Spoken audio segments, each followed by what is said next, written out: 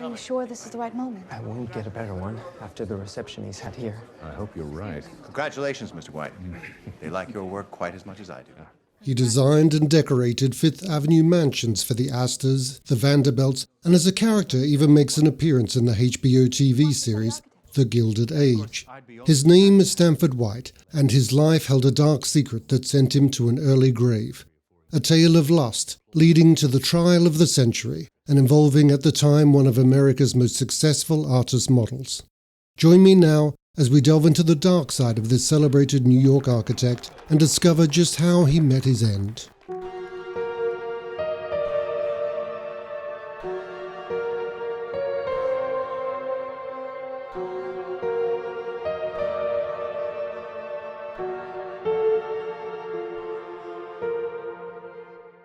The Gilded Girl.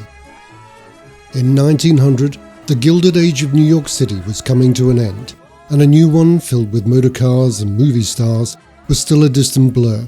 It's also the year in which the young, fresh-faced Evelyn Nesbit arrived on the scene, her mother having sent for her along with Evelyn's younger brother Howard in order to reunite the family, or so the story goes, while she continued to look for work as a seamstress. It's at this time that Evelyn was paraded around artist studios of New York using a letter of introduction given to Evelyn's mother by an artist back in Philadelphia for whom the young Evelyn had modelled. One of those whom she approached was James Carroll Beckwith. By 1900, Beckwith was in his late 40s, long married, and counted John Jacob Astor as his major patron.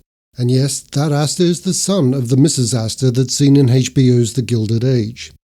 So Beckwith's reputation seemed impeccable. Nevertheless, Beckwith painted the young 14 or 15-year-old Evelyn almost nude, save a loosely wrapped kimono that was just about to fall off.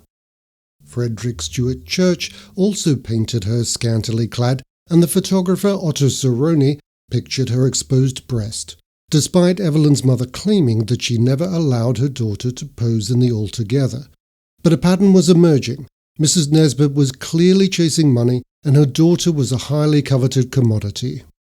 Very quickly, Evelyn became one of the most in-demand models in New York, and in the coming years would appear in illustrated form on the covers of many magazines, including those of Vanity Fair and Harper's Bazaar. She also featured in fashion advertising promoting tobacco, beer, and even a calendar for Coca-Cola, while one of America's most renowned commercial artists, Charles Dana Gibson, made use of Evelyn for one of his best-known Gibson Girls works entitled Woman, the Eternal Question.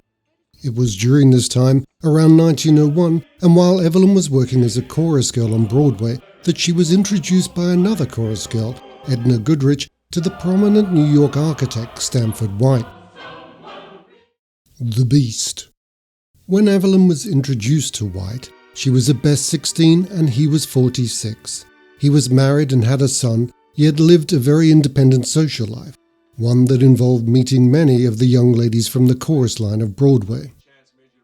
White invited Nesbit and Goodrich to lunch at his multi-floor apartment on West 24th Street, a minute's walk from Madison Square Gardens and the under-construction Flatiron Building. In her memoir, Prodigal Days, from 1934, Nesbit described being overwhelmed by White's expensive furnishings and luxurious apartment, with the luncheon being as extravagant as the setting. After lunch, the party moved to a room where a large red velvet swing was suspended from the ceiling. Evelyn playfully agreed to sit in it, and White pushed her. This scene would be reproduced a few years later in a Nickelodeon film made by the Edison Company, and also, along with other elements from Evelyn's much later 1934 memoir, would form the basis for the 1955 film The Girl in the Red Velvet Swing, a film intended by 20th Century Fox as a vehicle for Marilyn Monroe, but after turning it down, getting herself put on suspension in the process, the role instead going to Joan Collins.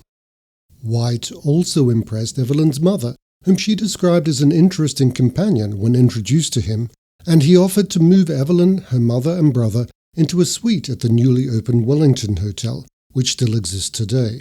In addition, he paid for Evelyn's brother to attend the Chester Military Academy near Philadelphia and persuaded Mrs. Nesbit to take a trip to visit friends in Pittsburgh, assuring her that he would watch over her daughter Evelyn while she was away.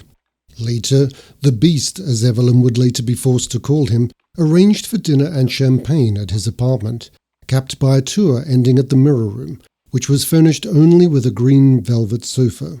After they drank more champagne at White's request, Evelyn changed into a yellow satin kimono. The same outfit she wore also at his request during a photo shoot with the photographer Rudolf Eichmeyer, the resulting images of which would be used in evidence at later trial. Her testimony stating that on the evening, drinking champagne was her last memory. The next morning, when Evelyn awoke, she found herself naked in bed next to an also naked White and saw blood on the sheets, marking the loss of her innocence. Despite this heinous act by the Beast, Evelyn allowed Stanford White to be her regular lover and close companion for some time. The Gilded Cage. By 1902, many men were courting Evelyn. One was the actor John Barrymore, grandfather to Drew Barrymore, much closer to her age, he being 21, and a true romance soon blossomed, with him later in life calling her his first love. But White and Evelyn's mother weren't happy with Barrymore's affection, and so White, ever controlling of Evelyn, enrolled her at a boarding school in New Jersey as a way of separating them.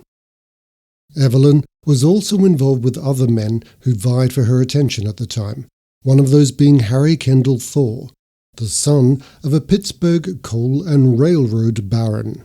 He had admired Evelyn from a distance for over a year and had developed a resentment of White, who he saw as a womanizer preying on young women. Thor attempted to win Evelyn's sole affection and persuaded her to travel with him to Europe with her mother as chaperone. Thor deliberately created a hectic itinerary. Tensions mounted between mother and daughter, and Mrs. Nesbit chose to stay on in London while Thor took Evelyn alone to Paris, and there he proposed to her. She turned him down, explaining to him the story of how White had taken her innocence. Thor consoled her, and then booked a 3-week stay at a castle near the spa town of Meran in what was then Austria-Hungary, whereupon one night, in Evelyn's account of the adventure, he locked her in her room and beat her with a whip. Returning to New York, one would have thought that Evelyn would end the affair and keep her distance from Thor, but, perhaps realizing that a future with White would be impossible, and as her reputation now lay in tatters, instead she accepted a marriage proposal from him. So in April 1905, they married in Pittsburgh, Thor promising that following their union he would live the life of a Benedictine monk. Mistress of millions, the newspaper called it, but Evelyn saw it differently. To her, it was as if she had become the bird in a gilded cage. The finale. Just over a year later, toward the end of June 1906, the Thors stopped in New York to enjoy the city for a week before boarding a luxury liner bound for a trip to England. Thor told Evelyn he had booked them tickets for a play that evening, but didn't tell her that the performance would be at the rooftop theatre of Madison Square Garden, a building that Stanford White had designed and with whom she had visited many times before. They first stopped for dinner at the Café Martin, where, seemingly by coincidence, Evelyn glimpsed White walk through the room and out onto a patio. She froze. Thor, who didn't see White, asked if she was feeling well. Evelyn told him yes, and then the moment had passed. Not long after, they then walked to Madison Square Garden for the rooftop performance.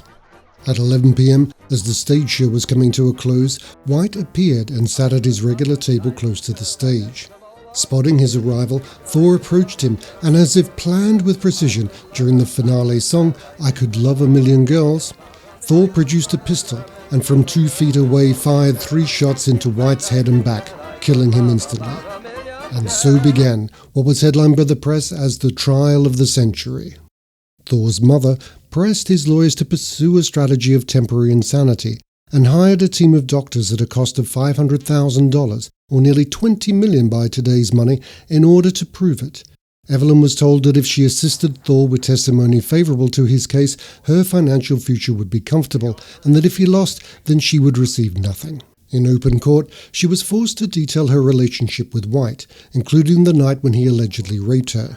Until then, the sexual assault had, by her account, though this has later been disputed, been a secret that only White, Thor and she knew. The trial continued for nearly 3 months, and in mid-April 1907, having deliberated for 2 days, the jury returned, deadlocked. And so a second trial took place in January 1908, and this time Thor was found not guilty, on the grounds of insanity at the time of the commission of his act. He was sentenced to involuntary commitment for life in the Matawan State Hospital for the criminally insane, but was released 7 years later after being judged sane, even though he had temporarily managed to escape at one point to Canada.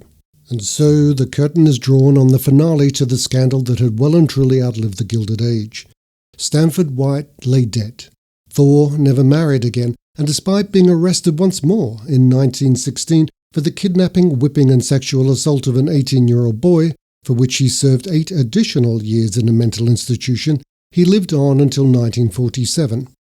Evelyn returned to the theatre, and in 1955 acted as technical advisor on The Girl in the Red Velvet Swing.